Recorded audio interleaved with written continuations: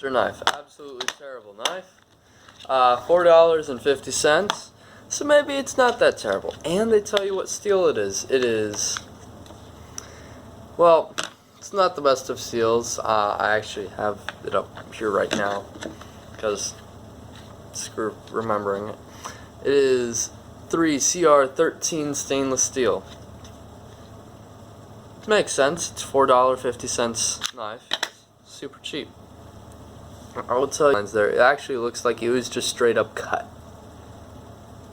With like a saw of some sort, which is just absolutely terrible.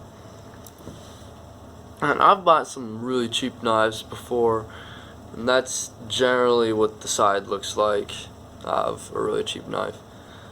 But what really shocked me is that tip right there, which I actually have a photo of it, but it is atrocious. Looking at it right now, it's actually completely flat at the end.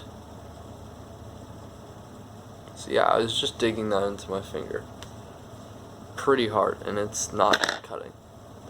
Which, actually, that's kind of dumb of me to try and cut my finger.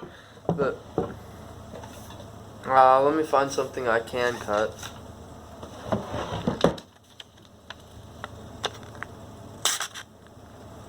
Did you see how much force that took?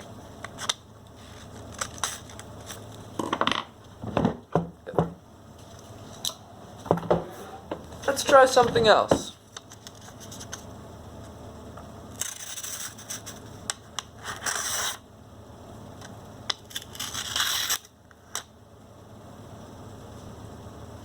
This is 440C.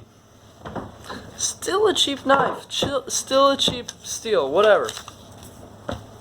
This is just so much worse.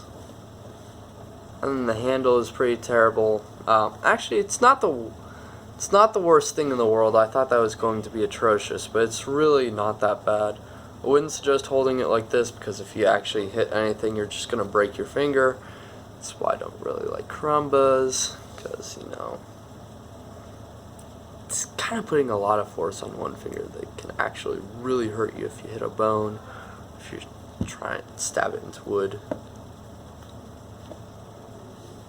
But yeah. Also, a weird thing that I found, it says Master USA right there. Back. This is China. My guess? Really simple. Holy crap, my son. Where was I? Oh yeah, I believe it was engineered in the United States, but produced in China. Now, I will say there's one thing I really like about this, is that screw right there. It makes absolutely no sense to most people until you realize that little dot right there. See that? That is actually how it holds it into place, which I think is super cool. It does really well at holding.